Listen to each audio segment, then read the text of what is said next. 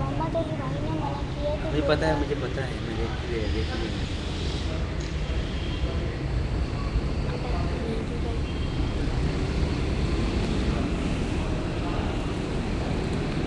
مہندی بھائی کون یہاں پہ کھڑے ہوئے ہیں؟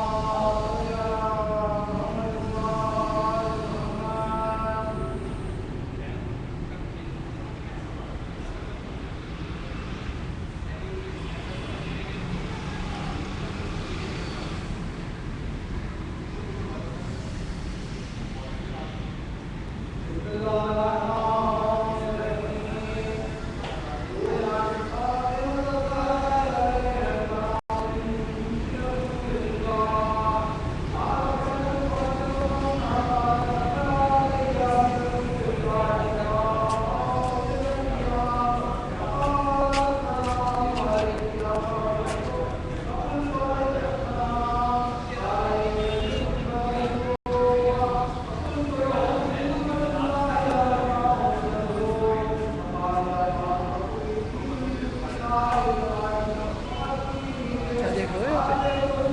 محمد علی بھائی بول کے گئے ہیں کہ کوئی یہاں نماز نہ پڑھے. اچھا، یہاں سے بیٹھ کے ان کو وہاں پاڑ لو.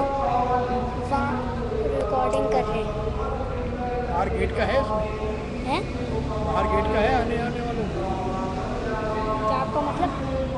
مطلب یہ کہ یہ تو اندر سے وہ ہے نا، باہر کا نہیں رکھا، مطلب اس کے اندر.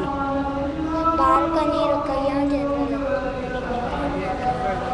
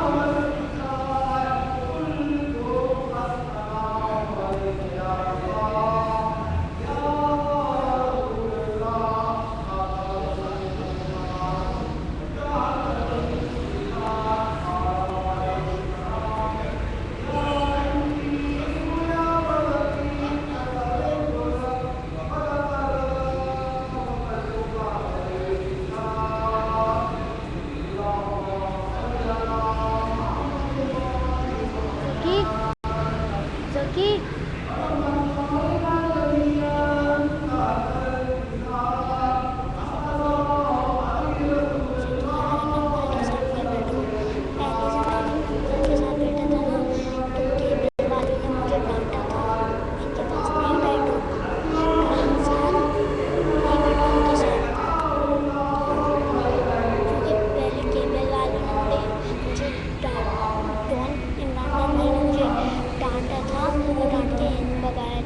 और इसकी वजह से बाबा को भी इन्होंने ना डॉन भाई ने बाबा को भी कह दिया था कि हमने इनको समझा दिया और अब ये पिटेंगे, वो लोग पिटाई कर देंगे हमारी अगर हमने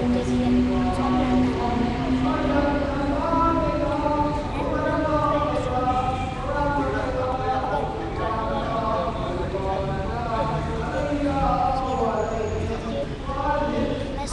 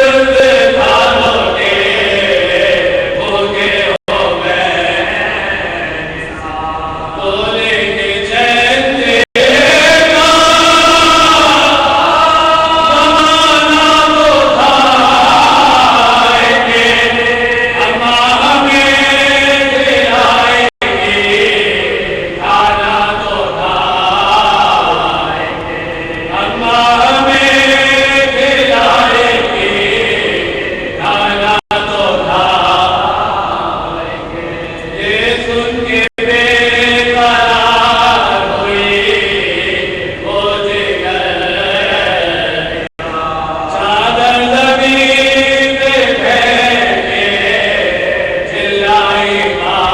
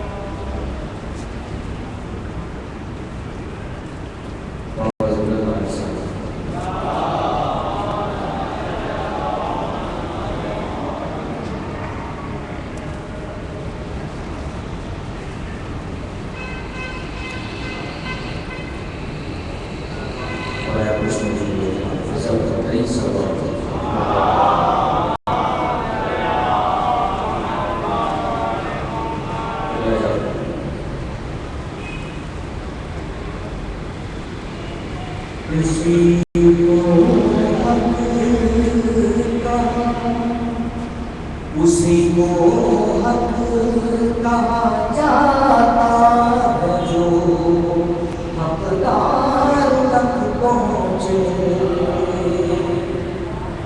اسی کو حق کہا جاتا ہے جو حقدار تک پہنچے۔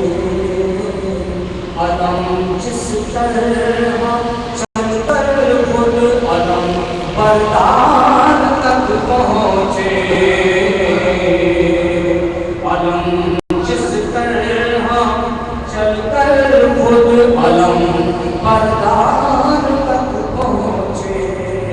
شجاعت اس لیے بھی منتظر 40ویں دن کی، شجاعت اس لیے بھی منتظر 40ویں دن کی، کہ بزدل فوج 39 دن کی ہار تک پہنچے۔ جلدی پیش کرو آگے۔ بھلا اس شیر کی آنکھوں میں کتنی روشنی ہوگی، بھلا اس شیر کی آنکھوں میں کتنی روشنی ہوگی۔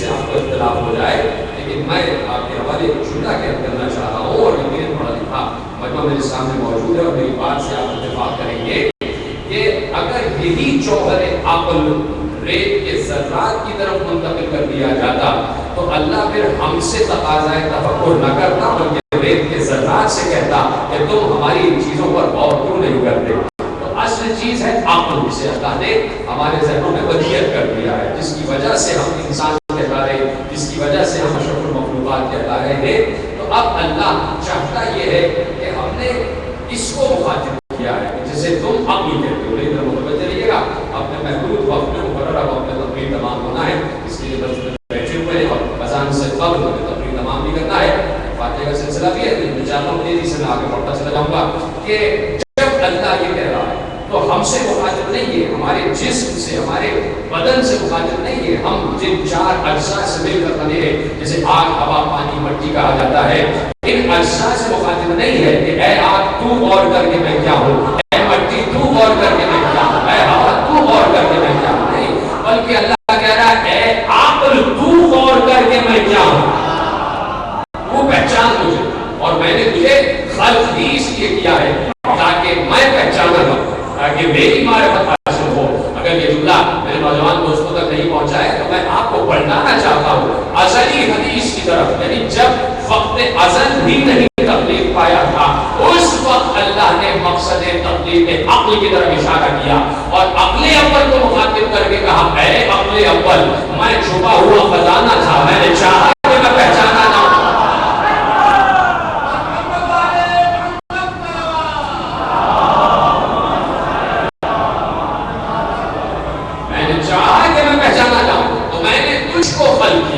تو مقصد تخلیق عقل یہ ہے کہ اللہ کو پہچانا جائے, اللہ کی معرفت حاصل کی جائے اور کما حقہ کی جائے. جیسے معرفت حاصل کرنے کا حق ہے ویسی معرفت حاصل کی جائے. اب جہاں جہاں عقل جاگ رہی ہے, جہاں جہاں عقل تروتازہ ہے, جہاں جہاں عقل پر ضبط کے پردے نہیں پڑے, جہاں جہاں عقل پر ثقل نازل نہیں ہوا ہے, وارد نہیں ہوا ہے, اس لیے کہ معصوم سے کسی نے پوچھا تو معصوم نے جواب دیا, اور معصوم کا جواب بڑی اہمیت رکھتا ہے. اور میں تو اس حد تک ذرا سا آگے بڑھ کے جملہ کہنے کی جسارت کرتا ہوں کہ کسی کی سمجھ میں آ جائے تو میں اس کا شکریہ ادا کروں, اور سمجھ میں نہ آئے تو مجھے معاف کر دے کہ میں تو ذرا سا آگے بڑھ کے جب معصوم کا جملہ کبھی پڑھتا ہوں یا کسی سے سنتا ہوں تو میں اس کو اسی زمرے میں رکھتا ہوں جس زمرے میں اللہ کا کلام رکھا جاتا ہے. اس لیے کہ اللہ کا کلام بھی براہ راست نازل نہیں ہوا, اللہ کا کلام بھی معصوم کی زبان سے ہوتا ہوا مخلوق ہے.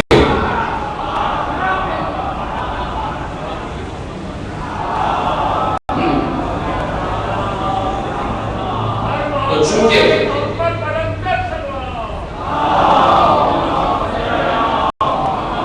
کلام الہی بھی زبان معصوم سے ادا ہوا ہے, اس لیے جو کلام بھی زبان معصوم سے ادا ہو جائے تو وہ بڑا متبرک ہوتا ہے, وہ بڑا تقدس معاب کلام ہوتا ہے, وہ بڑا طاہر و طیب کلام ہوتا ہے. اور وہ کائنات کے ان پردوں کو ہٹاتا ہے, کائنات کے ان رازوں کے اوپر سے پردے ہٹا دیتا ہے, حجابات ہٹا دیتا ہے کہ جہاں سطحی عقل کبھی پہنچ بھی نہیں سکتی. معصوم نے ایسی ایسی باتیں کی, لیکن اسی لیے معصوم نے چاہا ہے کہ ان کے امر کا احیا کیا جائے. یعنی میں کل بھی ایک مقام پر تقریر میں عرض کر رہا تھا, وہیں سے جملہ کے حوالے کر دیتا ہوں کہ معصوم کا جملہ کوئی معمولی جملہ نہیں ہے کہ خیر الناس بعدنا من ذاکر بامرنا. تو ہمارے بعد انسانوں میں سب سے بہترین انسان وہ ہے کہ جو ہمارے امر کا تذکرہ کرتا جائے, جو ہمارے امر کا ذکر کرے. تو اب اگر معصوم کو ذکر ہی کی ضرورت تھی تو کیا اللہ کا نہیں تھا ذکر معصوم کے لیے؟ معصوم نے ہم سے کہا کہ تم ہمارا ذکر کرو, تو یہ ان کا ذکر کرنا ان کے لیے نہیں بلکہ ہمارے لیے. کیا جتنا ہمارا تذکرہ کرتے چلے جاؤ گے, جتنا ہمارے امر کو تروتازہ کرتے جاؤ گے, احیا کرتے جاؤ گے, ویسے ویسے کائنات کے جو راز ہیں, جو کائنات کی چھپی ہوئی چیزیں ہیں, ان سے پردہ ہٹتا چلا جائے گا, ان سے حجابات ہٹتے چلے جائیں گے. تو جیسے جیسے معصوم کے اقوال پر انسان غور و فکر کرتا ہے تو عقل پر سے جو پردے ہٹے وہ ہٹتے چلے جاتے ہیں. معصوم سے پوچھا مولا یہ ہدایت کا سلسلہ کیا ہے, یہ حجت کیا ہے؟ کہا الحجت بین العبد والمعبود هو العقل. اللہ اور بندے کے درمیان سب سے بڑی حجت کا نام عقل ہے. وہ عقل جو ہے اللہ نے ایک ہادی بنا کر بھیجا ہے, آپ اسے بہتر جانتے ہیں. اب اگر یہ ہادی موجود ہے انسان کے ساتھ, جب ہر انسان کے ساتھ ایک ہادی کو فٹ کر کے بھیجا جاتا ہے, ایک ہادی کو داخل کر کے بھیج دیا جاتا ہے, تو پھر کسی بیرونی ہادی کی ضرورت کیا؟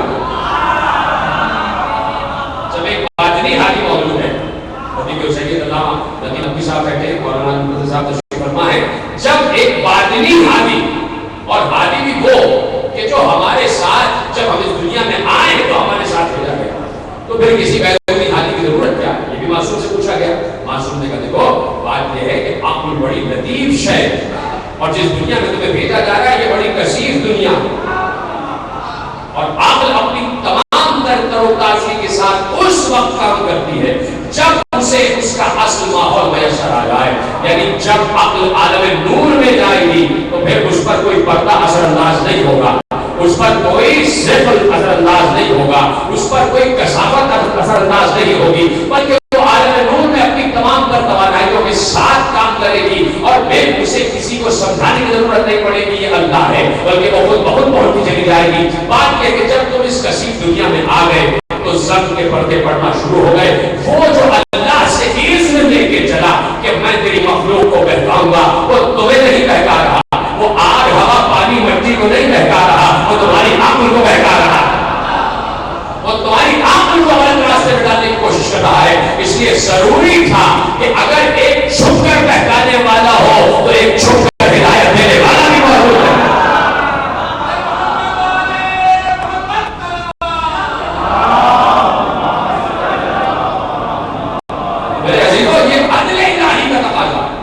ایک معصوم ہادی کا ہر دور میں موجود ہونا یہ عقل الہی عدل الہی کا تقاضا ہے. یعنی اگر کوئی اس بات سے انکار کرتا ہے کہ ہر دور میں ضروری نہیں ہے کہ ہدایت دینے والا ہو, اس کا مطلب ہے وہ عدل الہی کا منکر ہے, وہ اللہ کو عادل نہیں مانتا.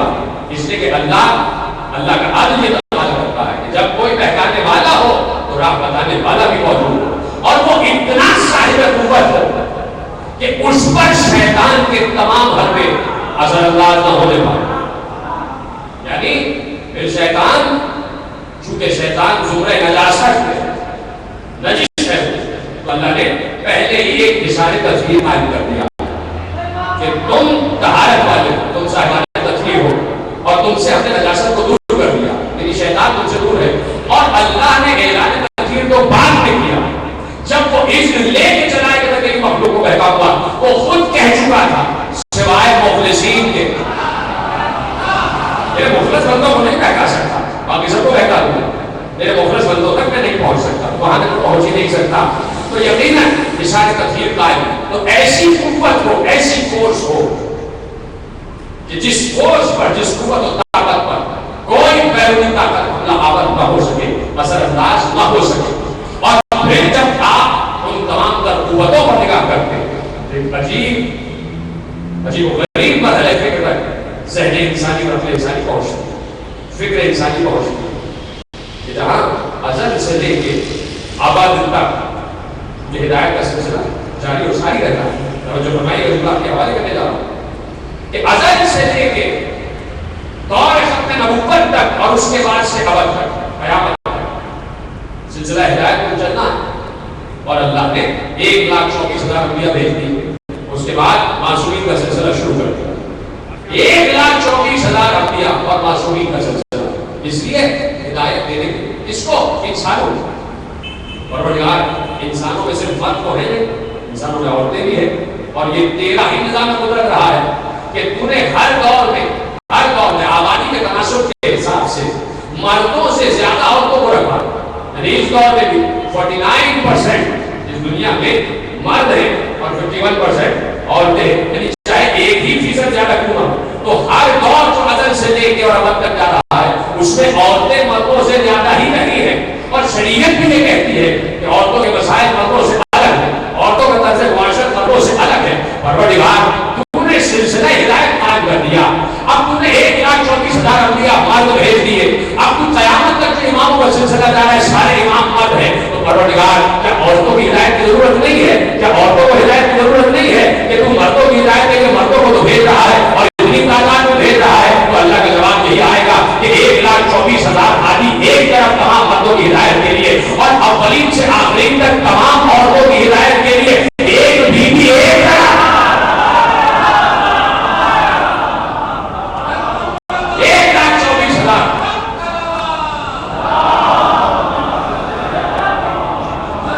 یہ قوت ہے اس ہادیہ, یہ قوت ہے اس ہدایت دینے والی بیوی کہ جہاں اللہ کو اس بات پر اعتماد بھی ہے, بھروسہ بھی ہے کہ جو کام 1,24,000 انبیاء مل کے کریں گے اور صرف اپنے اپنے دور میں کریں گے.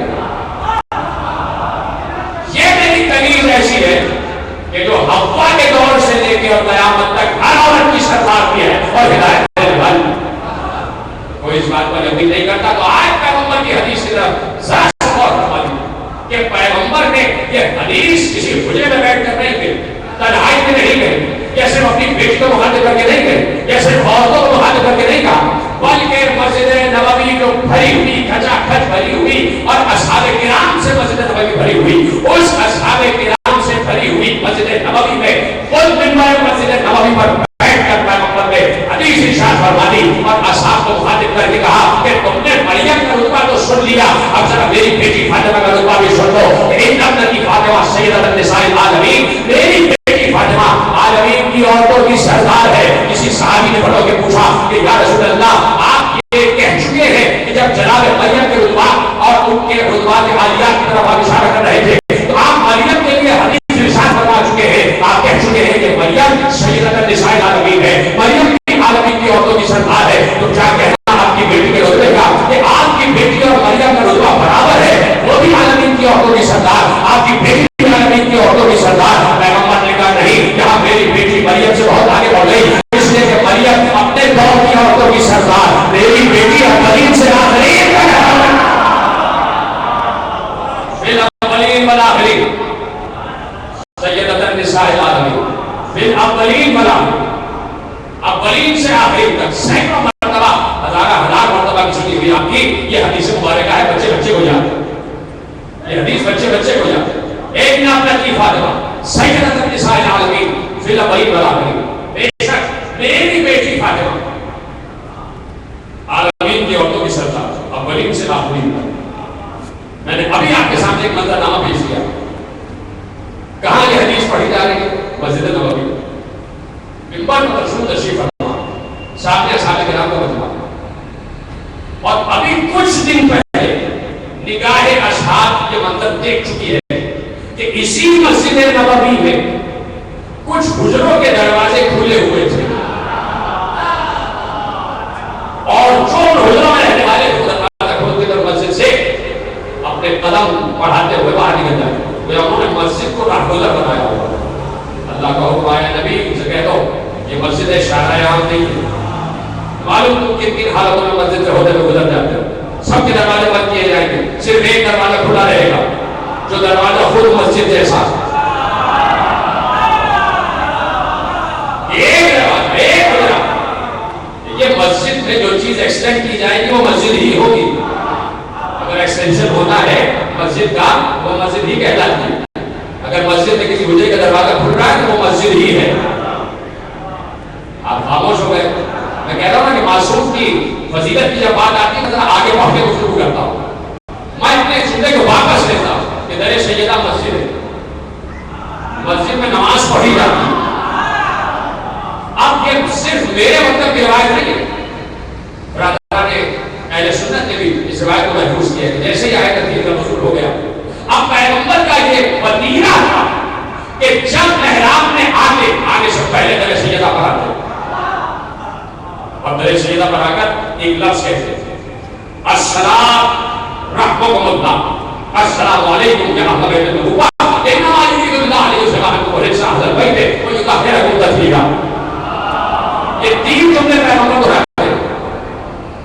گھر پہ آ کے کہتے السلام, سلام کرتے, آئے تدبیر دہراتے, محراب عبادت میں آتے, نماز ختم کرتے, نماز ختم کرنے کے بعد اپنے حجرے میں نہیں جاتے بلکہ پھر در سیدہ پر آتے اور پھر کہتے السلام رحمۃ اللہ, اور پھر سلام کرتے پھر آئے تدبیر تلاوت کرتے.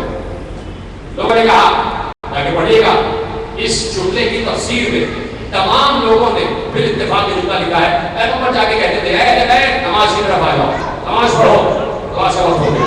پیغمبر نماز سے پہلے اگر یہ کہہ رہے ہیں کہ نماز پڑھو تو بات سمجھ میں آتی ہے, یہ نماز کے بعد جا کے کیوں کہہ رہے ہیں کہ نماز پڑھو,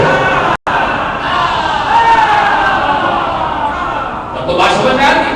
لیکن نماز کے بعد یہ کیوں کہہ رہے ہیں نماز پڑھو. تو صرف ایک چھوٹی سی تمثیل آپ کے حوالے کرتا ہوں. ابھی یہاں سے کوئی صاحب اٹھے بچے سے بات اور کسی صاحب کے دروازے پر جائے, کسی کو حضرت عبدالعزیز صاحب سے ملنا ہے, دروازے پر جائیں, کھڑے ہو جائیں, دو طریقے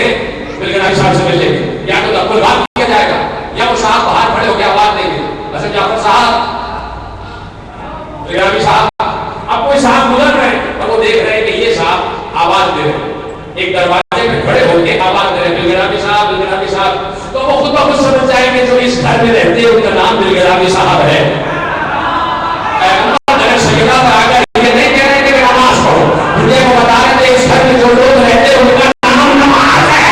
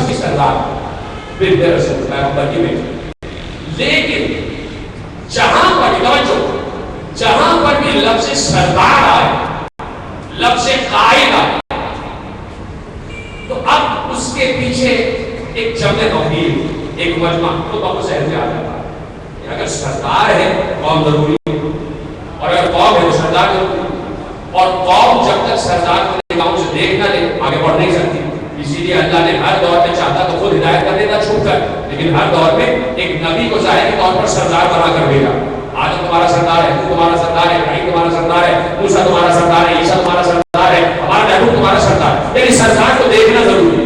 قوم جب تک سردار کو دیکھے بھی نہیں، نقوش قدم متعین نہیں کر سکتی کہ کیسے چلنا ہے، کیسے بات کرنا ہے. پیغمبر نے لفظ رکھا کہ میری بیٹی اولی سے آخری تک ہر عورت کی سردار ہے. تو ضروری ہے کہ حوا کے دور میں بھی فاطمہ ہو، ہاجرہ کے دور میں بھی فاطمہ ہو، آسیہ کے دور میں بھی فاطمہ ہو، سارہ کے دور میں بھی فاطمہ ہو، مریم کے دور میں بھی فاطمہ ہو. اور جتنی خواتین جب جب طلب ہدایت کی منزل پر آ جائے تو فاطمہ ہر دور میں ہادیہ بن کر سامنے آ جائے. پیغمبر کی حدیث اس بات کی طرف اشارہ کرتی ہے. تو آپ تو صاحبان معرفت بیٹھے، آپ نے میری بات قبول کر لی کہ ہاں حوا کے دور میں بھی فاطمہ ہے، سارہ کے دور میں بھی فاطمہ ہے. یقیناً ہر مسجد میں کچھ ایسے لوگ بیٹھے ہوتے ہیں کہ جو سمجھتے ہوئے بھی نہیں سمجھ رہے ہوتے. ان کے لیے جملہ عرض کر رہا ہوں کہ یہ حدیث پیغمبر نے جو کہی اور اس کا تجزیہ جو میں نے آپ کے سامنے آ کے حوالے دیا تو اس کی سند قرآن میں موجود ہے.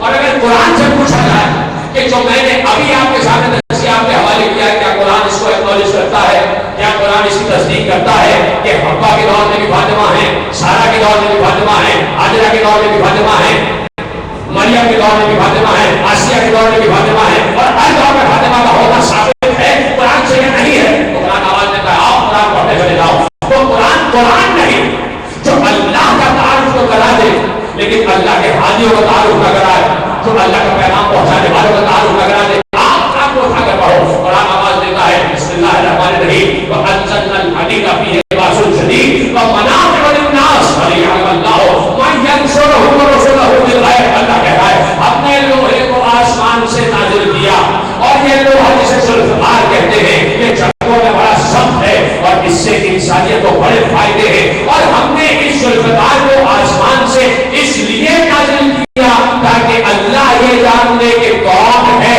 جو اللہ کی بھی مدد کر رہا ہے، اللہ کے رسولوں کی بھی مدد کر رہا ہے. چھوٹ کر آیت کا ترجمہ آپ کے حوالے کیا جا کے پڑھیے گا. جیسا آپ کے حوالے کیا ویسے ہی مفسرین نے جمیل نے جھوٹے کو لکھا ہے وَأَنزَلْنَا الْحَدِيدَ فِيهِ بَأْسٌ شَدِيدٌ. ہم نے لوہے کو آسمان سے نازل کیا. لوہے کی تفسیر ہے مفسرین نے اتفاق کہتے ہیں کہ نزول ذوالفقار کا معاملہ اللہ نے سچ کر رہا ہے کہ ہم نے ذوالفقار کو آسمان سے نازل کیا جو جنگوں میں بڑا سخت ہے جس سے انسانیت کو بڑے فائدے پہنچتے ہیں. اور ہم نے اس ذوالفقار کو اس لیے نازل کیا تاکہ وَلِيَعْلَمَ اللَّهُ تاکہ اللہ یہ جان لے کہ کون ہے جو اللہ کی بھی چھپ کر مدد کر رہا ہے اور اللہ کے رسولوں کی بھی چھپ کر مدد کر رہا ہے. یہاں یہ نہیں کہا کہ کون ہے جو اللہ کی بھی چھپ کر مدد کر رہا ہے اور اللہ کے رسول کی بھی چھپ کر نہیں. لفظ واحد کا نہیں ہے، صیغہ جمع کا ہے. ہم یہ دیکھنا چاہتے ہیں کہ کون ہے جو چھپ کر ہر دور میں ہمارے رسولوں کی مدد کرتا رہا ہے، ہمارے رسولوں کی مدد کرتا رہا ہے. دنیا سر مارتی مارتی بن جاتی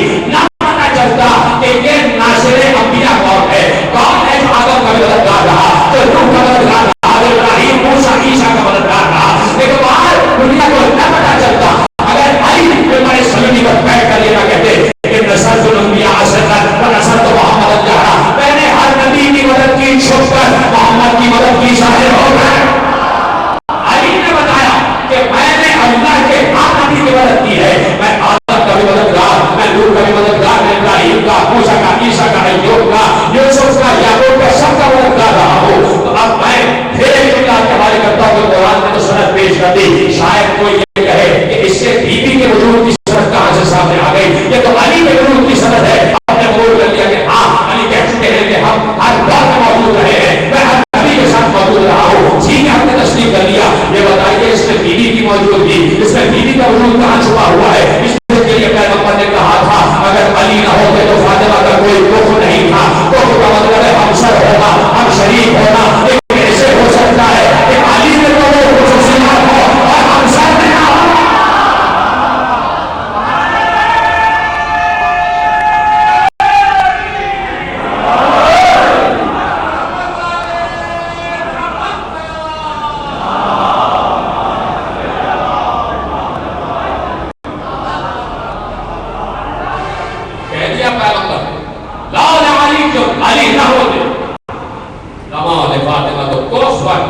فاطمہ کا کوئی کفر نہیں تھا. علامت اس روئے آج تک آدم خبر نہ، چاہے وہ آدم ہی کیوں نہ ہوتے. ایسی آسانی سے سنا پیغمبر کی حدیث، پیغمبر کہہ رہے ہیں چاہے آدم ہو چاہے کوئی بھی نبی کیوں نہ ہو، اگر علی نہ ہوتے تو کوئی نبی امثال فاطمہ نہیں ہے. بڑی آسانی سے سن رہے ہیں آپ، چاہے آدم ہی کیوں نہ ہو کوئی نبی امثال فاطمہ نہیں ہے، کوف فاطمہ نہیں ہے. پیغمبر کہہ رہے ہیں صرف علی ہے جو امثال فاطمہ، جو کوف ہے فاطمہ، جو ہم مزاج ہے فاطمہ، جو ہم رشتہ ہے فاطمہ. تو اعلان ہوا تھا یہاں، میں آپ کے حوالے کر رہا ہوں، کچھ ہے میرے پاس 5 یا 10 منٹ کا وقت، میں آپ کے حوالے کر رہا ہوں، دیکھیے یہ تو یہاں اعلان ہوا جو خطبہ پیغمبر نے پڑھا اپنی بیٹی کے عقد کا، اور دنیا نے سمجھا فاطمہ کا عقد علی سے ہو گیا. یہاں تو اعلان ہوا عقد علی اور فاطمہ ازل میں ہو چکا، اور کم لوگوں نے میرا ساتھ دیا، جو سمجھتے تو یقین انہوں نے بے شک کہا.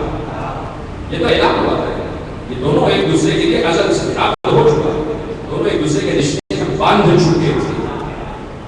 اپنی طرف سے نہیں کہہ رہا، جناب خدیجہ الکبریٰ سلام اللہ علیہا بیان فرماتی ہے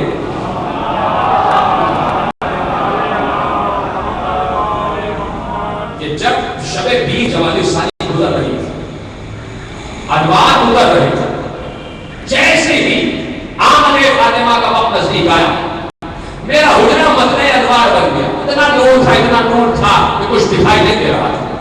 جیسے ہی نور کی لو کم ہوئی، میں نے دیکھا میری بیٹی فاطمہ تو ابھی دنیا میں آئی ہے، وہ اللہ کے سجدے میں جھکی ہوئی، اور صرف جھکی ہوئی نہیں ہے بلکہ جھکا کہہ رہی ہے اشہد ان لا الہ الا اللہ وحدہ لا شریک لہ. تو بیوی ابھی دنیا میں آئی، گواہی دے رہے بیوی اشہد ان لا الہ الا اللہ وحدہ لا شریک لہ، میں گواہی دیتی ہوں کہ اللہ وحدہ لا شریک ہے. اچھا ہم اور آپ گواہی دیتے ہیں، آج میں پڑھتے ہیں گواہی دیتے ہیں، تو ہماری گواہی کیا ہے؟ یہی اشہد ان لا الہ الا اللہ وحدہ لا شریک لہ. اس کے بعد دوسری گواہی کیا ہے؟ اشہد ان محمدا عبدہ و رسولہ. یہ کہتے ہیں کہ ہم گواہی دیتے ہیں محمد اللہ کے عبد ہے اور رسول ہے.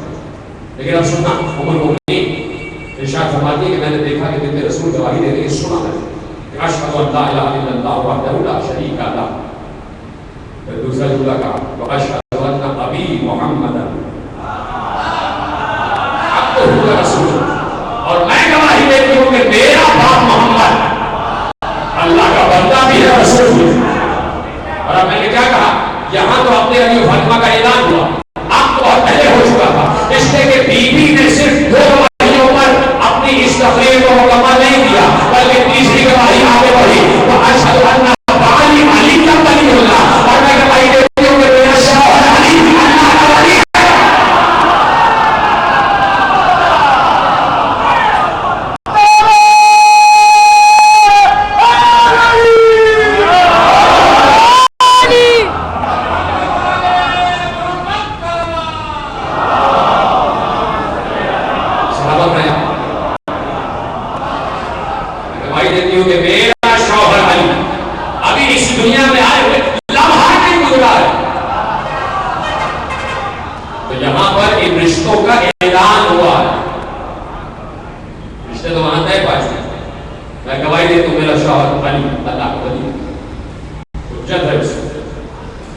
یہ پہلے ہی ایک دوسرے کے شریک بنائے جا چکے، ازل میں ان دونوں کو ایک دوسرے کا شریک بنا دیا گیا، اور ضروری تھا کہ ان کو ایک دوسرے کا کفر بنایا جائے.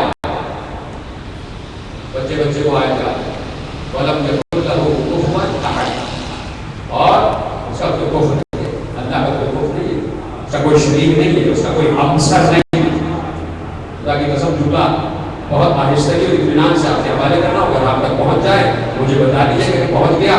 اس لیے ان دونوں کو ایک دوسرے کا شریک ازل میں بنانا ضروری تھا کہ اگر یہ ایک دوسرے کے شریک نہ ہو تو نہ شریک ہو.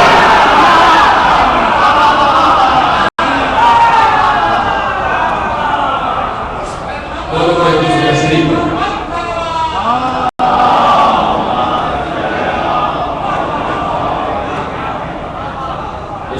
ازل ہی میں دونوں کو کفر بنا دیا، ہم سر بنا دیا، شریک بنا دیا. اور کفر کا مطلب بتا چکا، جو خصوصیات ایک وجود کی وہ خصوصیات دوسرے وجود کی. کیسے ہو سکتا ہے کہ آدم کی مدد کے لیے تو علی ہو اور حوا کی مدد کے لیے زہرا نہ ہو؟ یہ پورا تسلسل ہدایت ہے، ازل سے لانا قبل تک، اور ہر دور میں ایک بیوی موجود ہے، اور وہ بیوی کو کہ جس کے لب ہلنے کے انتظار میں قدرت رہتی ہے، یہ کچھ کہے اور ہم پورا کریں، کہ ان کی منزل پر آ جائیں اور ہم اس کو بجا لائیں، ہم اس کو تکمیل کی منزل پر لیں۔ بابا جب آپ بھی نہیں ہوں گے، جب ابو حسن بھی نہیں ہوگا، حسن بھی نہیں ہوگی، جب میں بھی نہیں ہوگی، بابا تو میرے بیٹے حسین کو روئے کر رہا ہوں۔ فاطمہ کسی چیز کی تمنا کر رہی ہے، یہ کیسے ہو سکتا ہے کہ زہرا تمنا کرے اور اللہ اس بات کو برا نہ کرے، قبول نہ کرے؟ تو اللہ نے اپنے پیغمبر پر وحی نازل کی، پیغمبر کہہ دیجیے، میری غریب نماز سے کہہ دیجیے کہ اللہ ایک قوم کو خلق کرے گا، جس قوم کے بچے حسین کے بچوں کو ملیا کریں، اس قوم کی عورتیں حسین کے اعتبار پر، اس قوم کی زبان حسین کے زبان علی اکبر پر ملیا کریں، اس قوم کے بزرگ حسین پر، حسین کے بزرگ شہداء پر ملیا کریں۔ میرے عزیزوں، اور آپ جس وقت پر شہداء پر بیٹھے ہیں، یہ بی بی سیدہ کی دعا بن کر بیٹھے ہیں، اور اگر آپ کو اس حدیث پر یقین ہے تو یقین فرمائیے، پھر انتظار نہیں کرتا بولے کہ محرم کا چاند طلوع ہوگا تو ہم روئیں گے، نہیں، جب اس کی ذمہ داری اسے یاد آ جائے، جب حسین کا تذکرہ شروع ہو جائے، بس وہ اپنے مقصد تفریح کو پورا کرتا چلا جائے کہ یہ ذکر حسین، یہ مجلس حسین ایک ماں کی تمنا ہے، وہ ماں کہ جو حسن اور حسین کی ماں تو ہے لیکن اپنے باپ کی بھی ماں ہے، جس کو ماں کہنے پر رسول نے بھی فخر محسوس کیا ہے، اور وہ ماں کہ جو حسن حسین زینب و کلثوم کی ماں ہے، تو کتنی عظیم ماں ہوگی۔ جب ہمارے گھر سے کوئی ماں اس دنیا سے اڑ جاتی ہے تو بچوں کا کیا حال ہوتا ہے میرے عزیزوں؟ یقیناً جن مرحومہ، جن مومنہ کے احسان ثواب کی مجلس ہے، ان کے گھر میں بھی کوئی نہ کوئی ضرور ہوگا کہ جو ان کو جاتا ہوا دیکھ رہا ہوگا، جنازہ اٹھتا ہوا دیکھ رہا ہوگا۔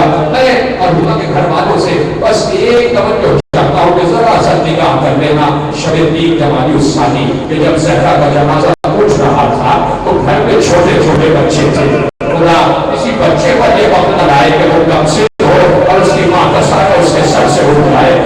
6-7 برس کے حسن ہے، 6 برس کے حسین، 5 برس کی زینب، 4 برس کی چھوٹی چھوٹی بچیاں ہیں، چھوٹے چھوٹے بچے ہیں، جب ماں کا جنازہ جاتے ہوئے دیکھ رہے ہوں گے تو کیا گزر رہی ہوگی؟ یقیناً زینب و کلثوم علی سے لپٹ گئی، بابا ہماری ماں کو کہاں لے کے جا رہے ہیں؟ بابا کیا ہماری ماں ہم سے جڑا ہو کر جا رہی ہے؟ لیکن میں ایک بات بڑے اعتماد اور اعتماد سے یہ کہتا ہوں کہ یہ واحد ماں ہے جسے اللہ نے خلق کیا ہے، کہ یہ ماں جب دنیا میں جی رہی ہوتی ہے تب بھی اسے اپنی اولاد کی پرواہ ہوتی ہے، لیکن یہ بات یاد رکھنا کہ ماں جب اس دنیا سے چلی جاتی ہے اور ان کا پیدا تو بن جاتی ہے تب بھی اسے اپنے گھر والوں کی، اپنی اولاد کی فکر رہتی ہے۔ میں یہ جملہ نہ کہتا اگر سیرت فاطمہ میں ایک منظر میرے سامنے نہ ہوگا، بس جیسے جیسے وصیتیں کرنے لگی ابو الحسن کا ہاتھ اپنے ہاتھ میں لے کر کہا، ابو الحسن آپ ہی مجھے غسل دیجیے گا، آپ ہی مجھے کفن پہنائیے گا، آپ ہی مجھے قبر میں اتاریے گا، وعدہ کیجیے جنہوں نے مجھے تکلیف پہنچائی ہے وہ میرے جنازے میں شریک نہ ہو۔ اے ابو الحسن ایک اور وعدہ لینا چاہتی ہوں، اور وہ وعدہ یہ ہے کہ مجھ سے وعدہ کریں اگر میرے باہر میرے بچوں سے کوئی خطا ہو جائے تو دیکھیے انہیں بس یہ سمجھ کر درگزر کر دیجیے گا کہ میرے بچے ہیں، اور دیکھیے میرے بعد میرے بچوں کا خیال رکھے گا۔ اے ابو الحسن مجھ سے وعدہ کیجیے جب مجھے قبر میں دفنا دیں گے تو روز میری قبر پر آئیں گے، فاتحہ پڑھیں گے، مجھ سے باتیں کریں گے۔ علی نے وعدہ کر لیا، جھیلتے رسول جیسا آپ کہہ رہی ہیں ویسا ویسا ہوتا چلا جائے گا، لیکن وصیت پر عمل کر لیا۔ علی سیدہ کو قبر کے حوالے کر کے جب گھر میں آئے ہوں گے تو بچوں پر کیا گزری ہوگی؟ یقیناً بچوں نے پوچھا ہوگا بابا ہماری اماں کہاں چلی گئی؟ دوسرا دن آ گیا، علی جانے لگے قبر سیدہ پر، مغرب تک بیٹھتے قرآن کی تلاوت کرتے، سیدہ سے باتیں کرتے اور گھر میں واپس آ جاتے۔ ایک دن ایسا ہوا کہ بہت دیر سیدہ کی، بہت دیر تک سیدہ کی قبر پہ بیٹھے رہے کہ اب علی بھول گئے کہ گھر بھی جانا ہے۔ جب بہت دیر قبر سیدہ پر بیٹھے رہے تو قبر سیدہ لرزنے لگی، آواز آئی ابو الحسن جتنی جلد ممکن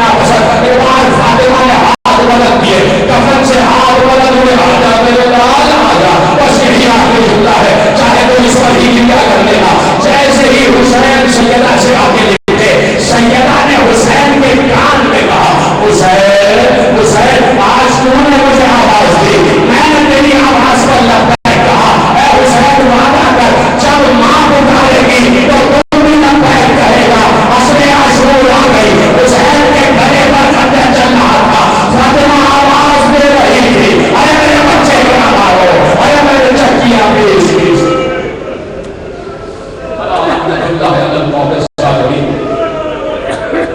وسيعلم الذين ظلموا أي منقلب ينقلبون إلى الله. اور اس عظیم عبادت کو شرف قبولیت کے عطا بدر عطا فرمائے. مرحومہ مغفورہ شبیر زہرا بنت سید مقصود علی زہری جواہر خلال سیدہ میں مرحومہ کو بلند مراتب عطا فرمائے. مرحومہ کی قبر اور قاریہ محمد صلی اللہ علیہ وسلم ان کے روایتین کو ان کے گھر والوں ان کے غم میں صبر جمیل عطا فرمائے. اور ان کا واسطہ محمد کا آج میرے پاس بہت بڑی جو فرش ادا پر بیٹھے اس سے پہلے کے فرش ادا سے وہ ذکر حسین کے سیدہ کے واسطے سے تمام فوائد شریعہ کو قبول فرمائے. امام زمانے کی ظہور میں تعجیب فرمائے. امام کے انصار امام صفائی کو شمار فرما. ربنا تقبل منا انك انت السميع العليم. یہ سورہ فاتحہ مرحوم مغفورہ شبیر زہرا قابل امین اس کے مقصود علی زہری اور جملہ بھائی مومنون.